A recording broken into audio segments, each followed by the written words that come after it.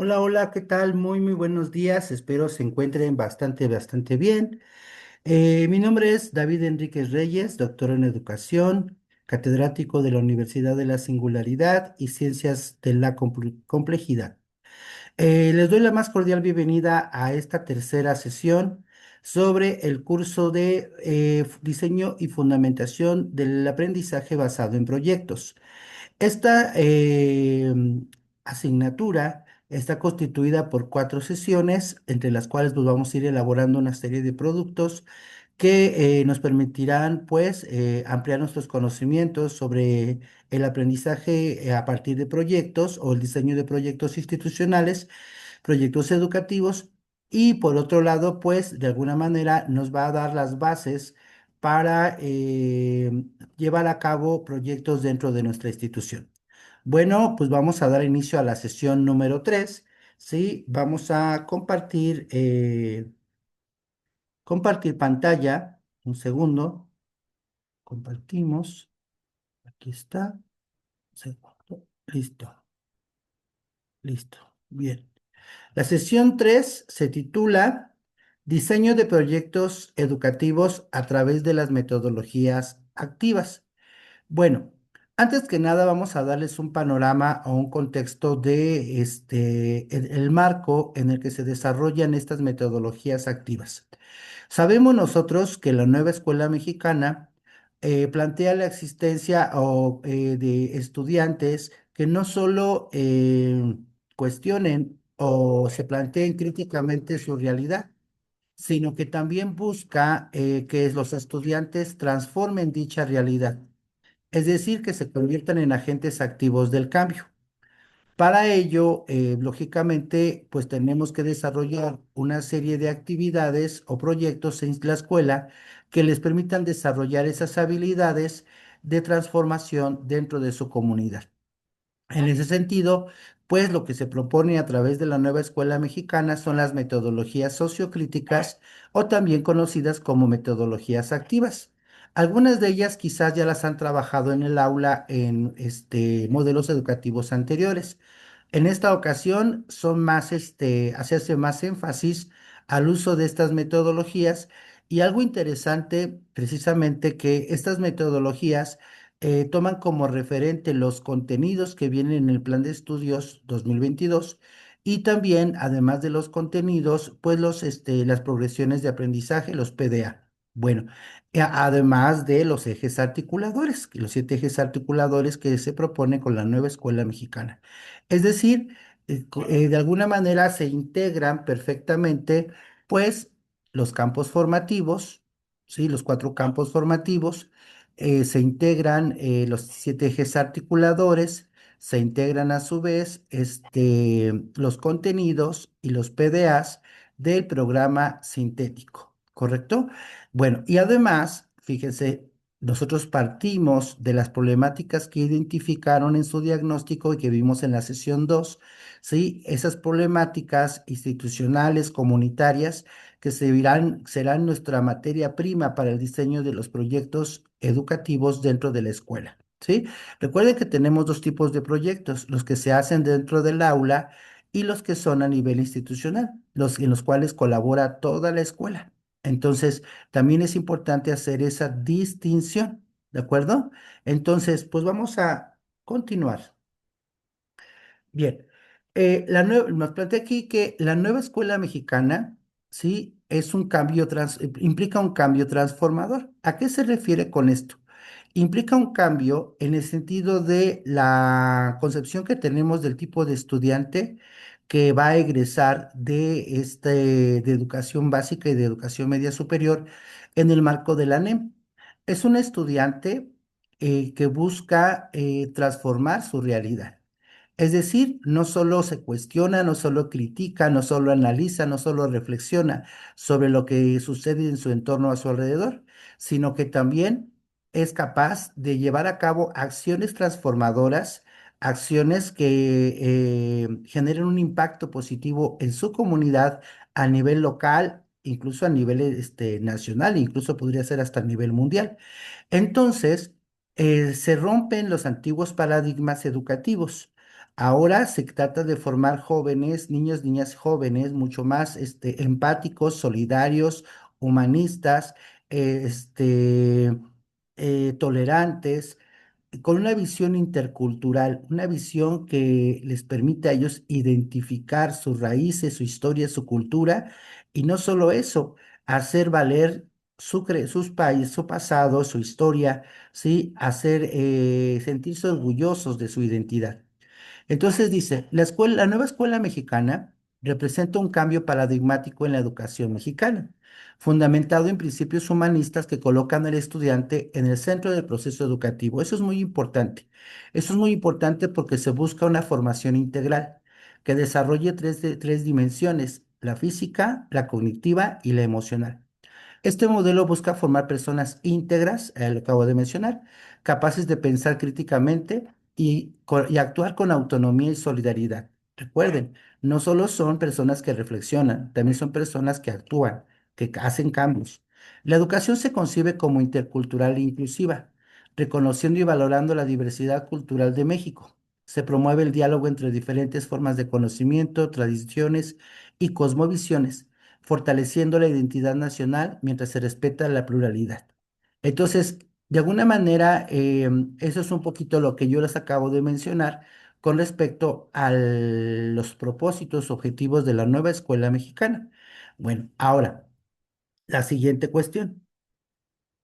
¿Qué nos plantea la nueva escuela mexicana? Pues nos plantea o nos propone una serie de metodologías activas o sociocríticas donde los estudiantes sean los protagonistas de su proceso de aprendizaje, donde los estudiantes puedan llevar a cabo, desarrollar habilidades de todos tipos que le permitan generar cambios en su entorno local, regional e incluso hasta nacional.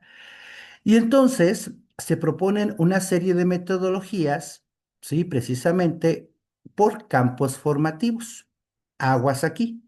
La planeación que ustedes lleven a cabo en el marco de la nueva escuela mexicana ya tiene que ser con base en estas metodologías activas. Por eso es importante identificar los campos formativos que van a trabajar. En el caso de secundaria, pues por ejemplo, si yo doy español, si yo doy arte, si yo doy inglés, el campo formativo corresponde a lenguajes, ¿de acuerdo? Ah, pero si yo doy ciencias, yo doy matemáticas, el campo formativo es saberes y pensamiento científico. Y entonces mi planeación tendrá que ser en función de estas metodologías o de los pasos de estas metodologías. Bueno, ¿qué más debo incluir en mi planeación? Ah, pues debo incluir mi contenido, debo de incluir mi PDA o los PDAs que integraré en la metodología, que abarcaré, perdón, en la metodología que voy a implementar dependiendo de mi campo formativo, ¿sí? Entonces, todas las actividades que yo diseñe deberán ser adecuadas, ¿sí? A las distintas fases o etapas de la metodología que me corresponde trabajar. ¿Sí? Entonces, en este caso, si yo hablamos de lenguajes, pues corresponde la metodología de aprendizaje basado en proyectos comunitarios, ¿sale? Entonces, esa sería la primera parte. Nosotros haríamos, en este caso, la primera metodología, aprendizaje basado en proyectos comunitarios, ABPC. Es una metodología central de la nueva escuela mexicana. Esta estrategia pedagógica parte de la identificación de problemas reales del entorno cercanos de los estudiantes, involucrándolos activamente en la búsqueda de soluciones colaborativas. Entonces, ¿sí? ¿Cuáles serían de manera general los procesos o etapas de esta metodología? Primero, la identificación de los problemas. Los estudiantes analizan su comunidad para detectar necesidades reales que puedan abordar mediante proyectos significativos. Aquí se hace mucho uso de la creatividad y la colaboración. Se fomenta el trabajo en equipo, el pensamiento creativo y la toma de decisiones colectivas.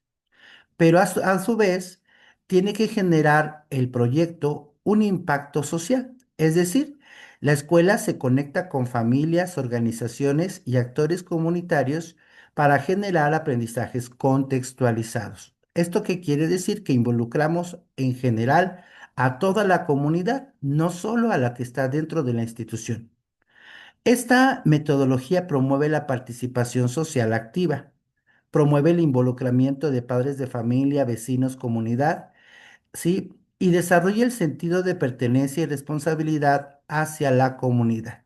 Bueno, esta metodología de aprendizaje basada en proyectos comunitarios, pues se utiliza en el campo formativo de lenguajes. Lo deberíamos de utilizar los maestros que damos español, que damos artes y que damos inglés o segunda lengua. Entonces, desde esta perspectiva, pues nuestra planeación debe estar estructurada con base en las fases metodológicas del aprendizaje basado en proyectos comunitarios y deberá contener los ejes articuladores que involucraremos, deberá contener los contenidos, los PDAs propios de nuestro programa sintético y deberá contener, lógicamente, los tiempos en que se implementará esta metodología. Cabe señalar que como son proyectos, pues pueden durar hasta un mes, mes y medio o hasta 2 meses. Y dentro de este, pues se pueden contemplar varios PDAs y varios contenidos. ¿Qué pasa con la secuencia didáctica de inicio, desarrollo y cierre? Algunos profesores la siguen manejando en cada una de las fases, ¿sí?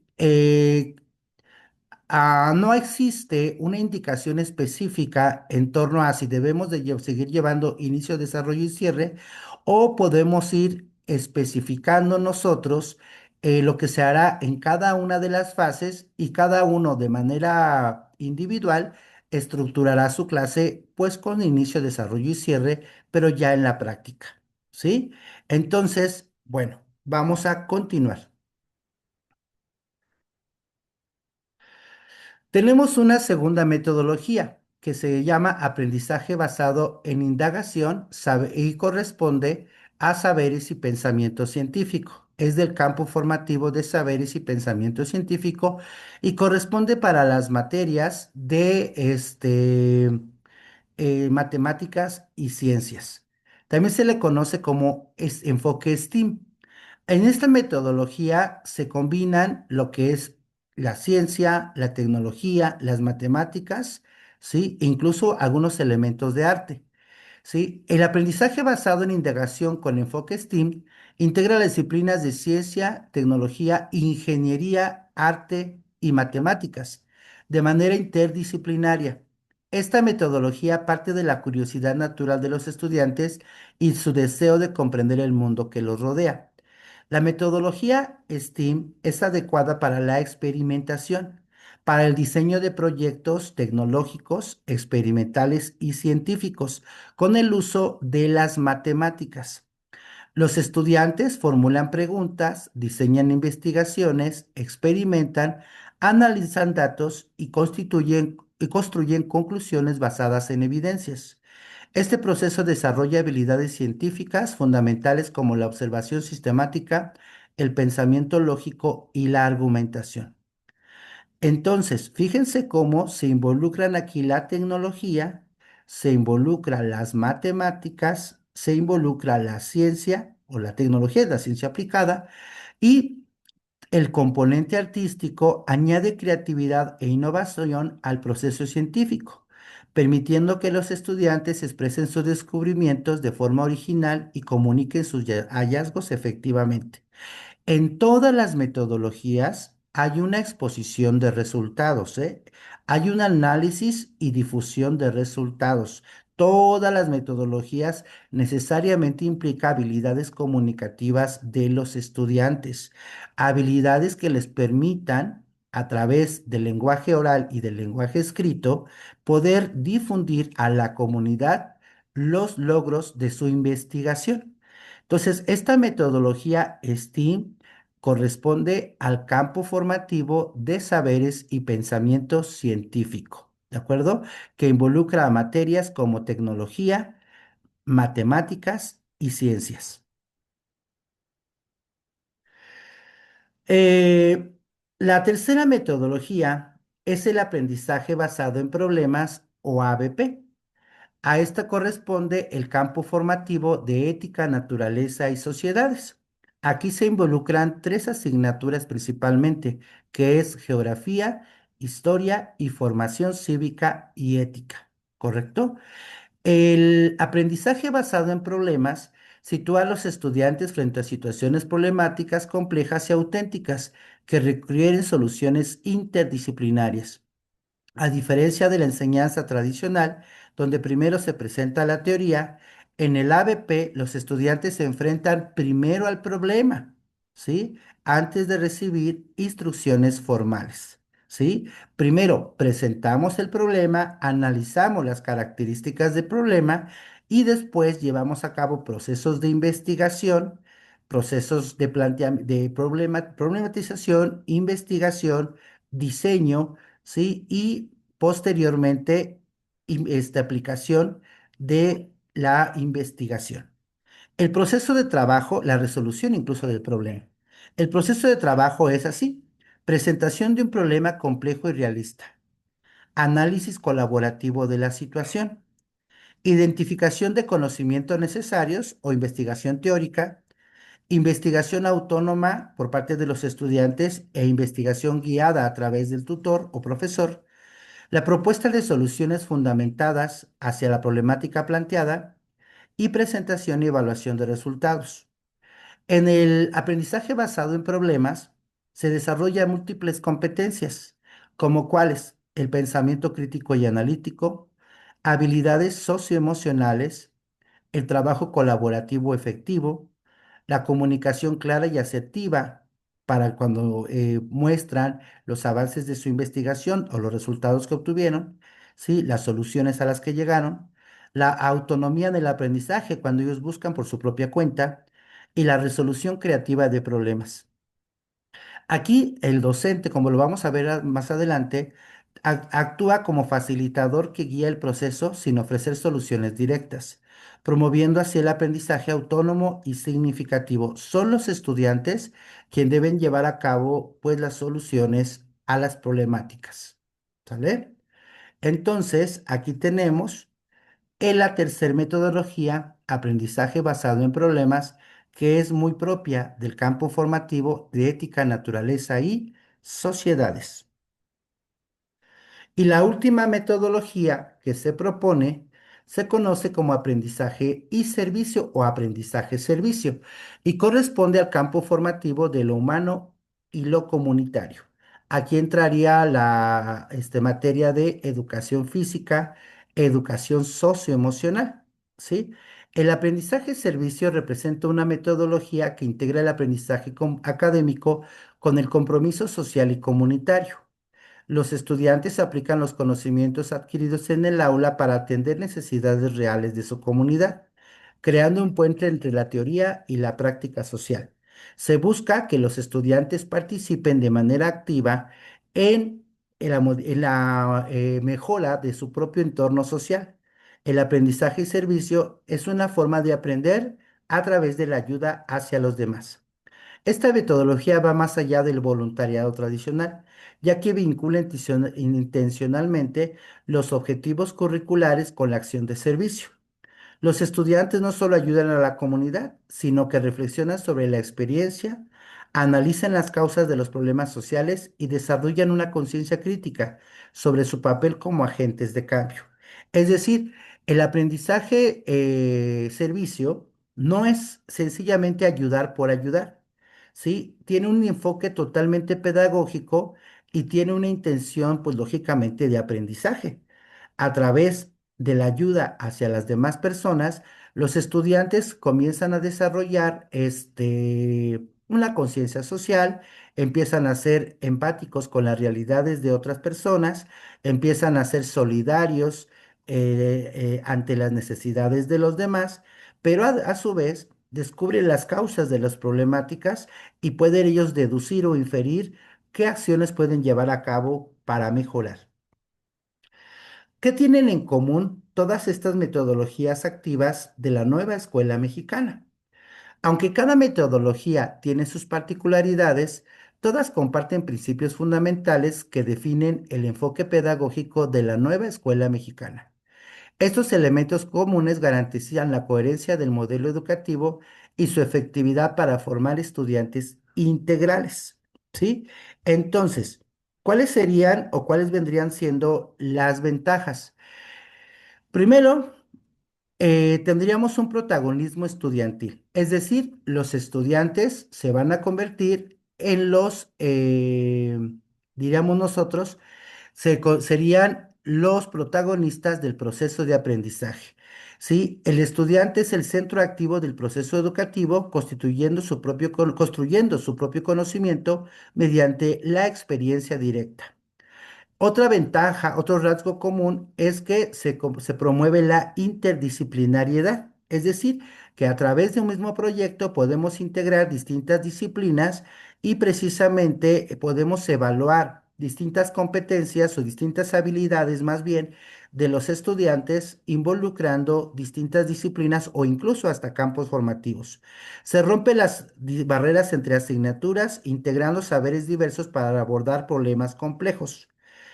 Se promueve el aprendizaje colaborativo, se fomenta el trabajo en equipo, el diálogo constructivo y el aprendizaje incluso entre pares. A su vez, se desarrolla el pensamiento crítico, capacidades de análisis, de reflexión y cuestionamiento de la realidad. ¿Sí? Otra de las características de la nueva escuela, de las metodologías activas o sociocríticas, es la flexibilidad y contextualización. Todas las metodologías suelen ser adaptables a los diferentes contextos, niveles educativos y características regionales o locales, ¿sí? Respetando la diversidad pluricultural de México. Entonces, miren, estas metodologías activas tienen múltiples ventajas y permiten el desarrollo de muchas habilidades entre los estudiantes. Ahora, ¿cuál es el rol del docente en la nueva escuela mexicana? Ujú. El papel del docente en el proceso educativo, ¿sí? Basado en las metodologías activas, ya no es el de ser transmisor del conocimiento. Ahora es un facilitador, es una guía, es un mediador del aprendizaje. Y entonces se requieren nuevas competencias profesionales, una transformación pedagógica de una práctica totalmente tradicional a una práctica mucho más activa, ¿sí? Entonces, el docente ahora es un facilitador del aprendizaje.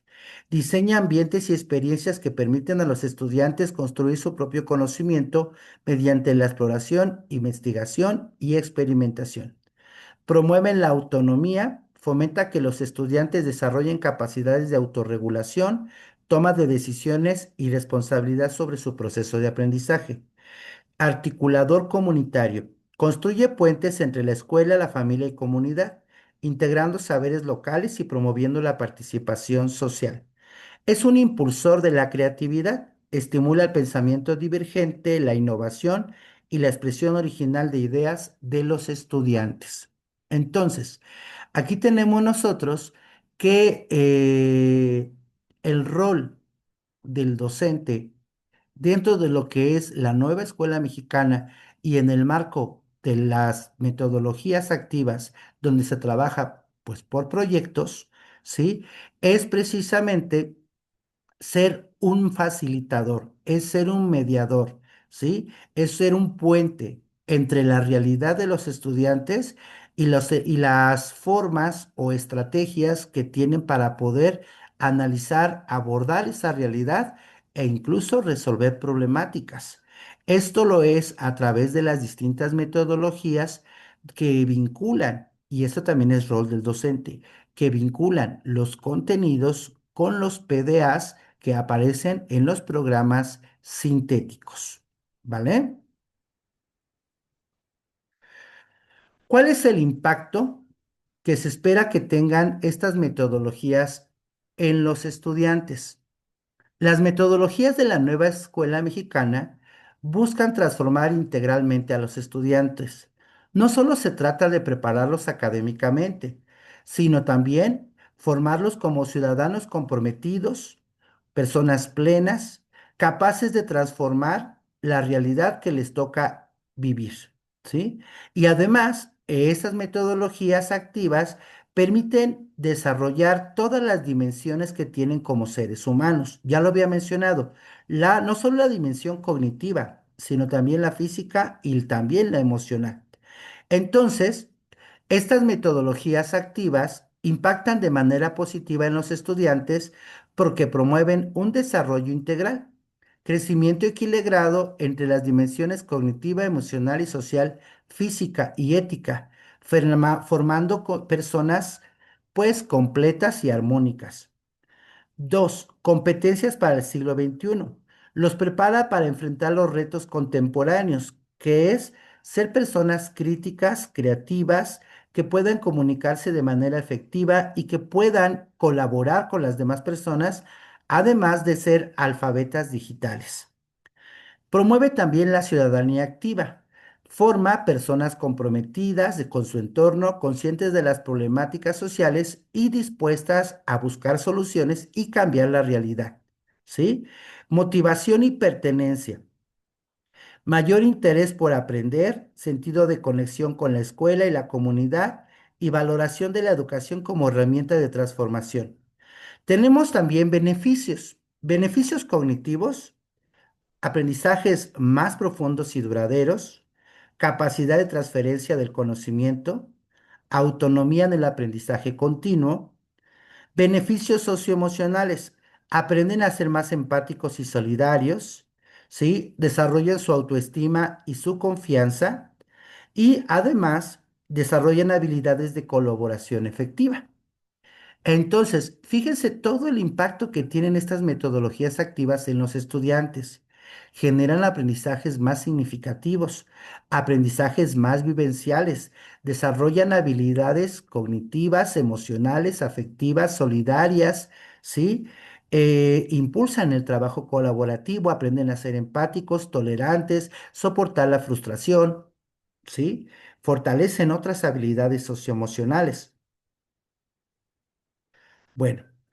En conclusión, las metodologías activas, las metodologías sociocríticas, nos llevan hacia una educación transformadora. Es un cambio fundamental en la manera de concebir y practicar la educación en México. Las metodologías activas que impulsan, que ya lo mencionamos hace un momento, el aprendizaje basado en proyectos comunitarios, la indagación, STEAM, aprendizaje basado en problemas y aprendizaje y servicio, comparten una visión común, conectan la escuela con la vida real y forman estudiantes capaces de transformar su entorno. Entonces, ¿sí? Las metodologías activas en suma o en conclusión son una conexión entre la escuela y la comunidad. Permiten una conexión entre la escuela y comunidad, entre lo que se enseña en la escuela y las necesidades que tiene nuestro entorno comunitario. Promueve aprendizajes mucho más duraderos, mucho más científicos, mucho más significativos, mucho más profundos, ¿sí? Con experiencias auténticas y reales.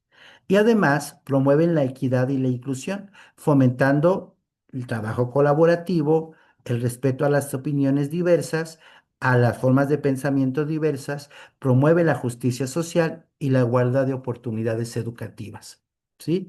En suma, se hace de alguna manera pues una invitación para que transformemos nuestro proceso educativo. Y este proceso de transformación implica innovar, adaptar estas metodologías a nuestro contexto específico y convertirnos en agentes de cambio para transformar las vidas y comunidades mediante la educación, ¿sí? Y entonces, el llevar a cabo estas metodologías pues es un compromiso, es una responsabilidad que tenemos nosotros, más porque estamos trabajando ya con el nuevo modelo educativo. Bueno, ahora vamos a hacer como dejo de compartir, ¿sale? Y ahora voy a compartirles un segundo esta parte. Aquí está. Miren, estas son las fases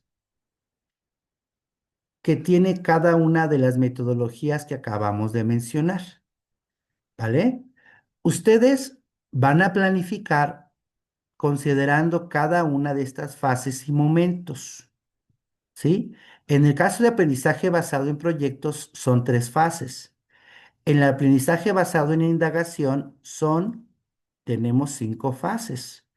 En el aprendizaje basado en problemas tenemos 6 fases, ¿sí? Sí, 6 fases o etapas.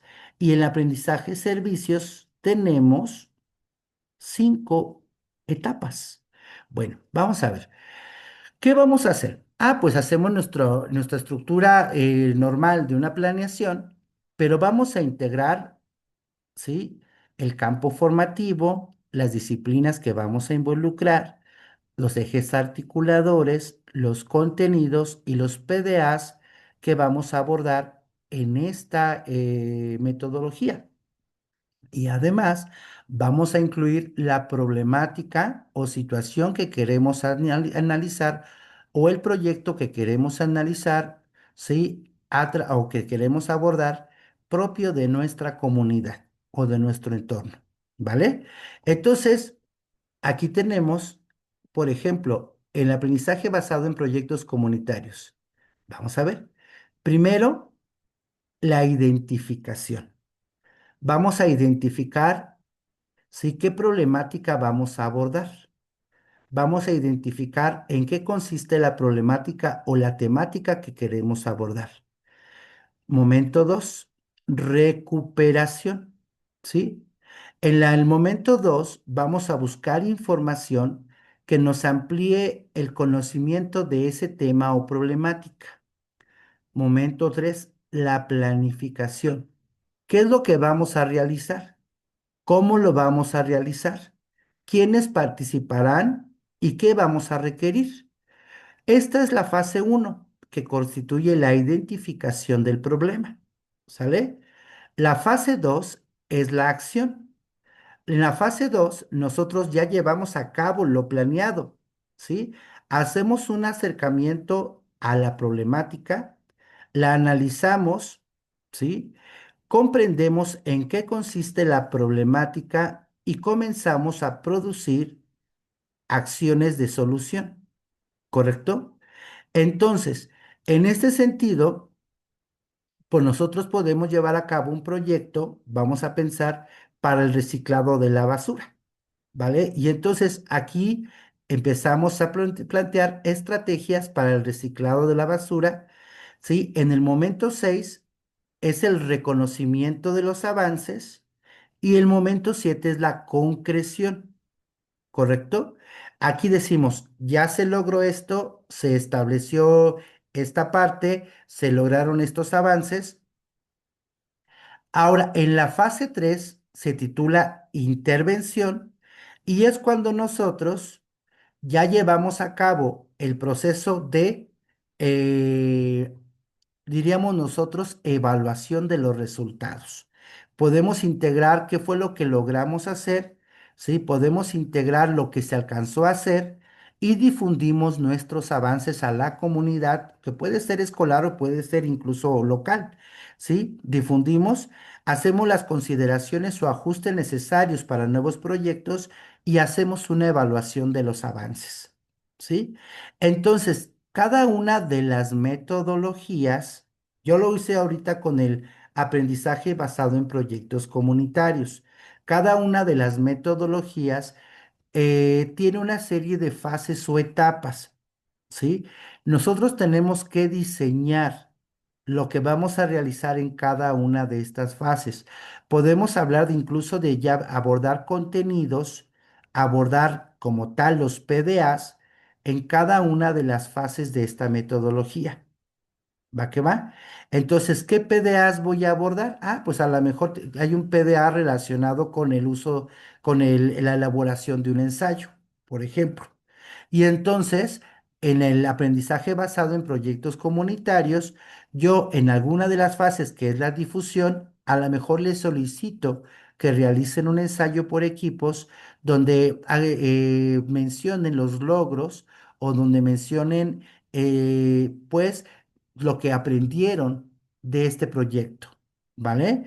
Entonces, cada uno de los PDAs deberá estar implícito en las fases de este proyecto, en las fases de cada uno de las metodologías que se están abordando. ¿Es un trabajo complejo? Sí es complejo. Complicado, pues, en la medida que no nos involucremos. Necesitamos involucrarnos, necesitamos analizar cada una de las fases, ¿sí? Y, por ejemplo, vamos a ver ahorita, aprendizaje basado en indagación, STEAM como enfoque. La fase uno, el ciclo de aprendizaje para la educación en STEAM. Llevamos a cabo una introducción, establecemos los conocimientos previos sobre la temática, que puede ser a lo mejor la elaboración de cuidado del medio ambiente, elaboración de compostas, la identificación del problema, la excesiva presencia de residuos orgánicos en la escuela, ciclos de aprendizaje para la estación STEAM, preguntas de indagación, ¿cómo puedo reducir yo la cantidad de residuos orgánicos en la institución? La explicación inicial a estas preguntas, la fase 3, ciclo de aprendizaje para la educación en STEAM, las conclusiones relacionadas con la problemática general, ¿sí? Y después la fase 4, ciclos de aprendizaje de educación en STEAM, presentación de resultados de indagación, se elaboran propuestas de acción para resolver la problemática general. Y la fase 5, ciclo de aprendizaje de educación STEAM, se reflexiona sobre todo lo realizado. ¿Sí? Cada una de las fases tiene distintos elementos, distintas características. Puede ser que a lo mejor algún contenido, algún PDA no encaje o encuadre en alguna de las fases. No vamos a obligar o vamos a hacerlo cuadrar a fuerzas.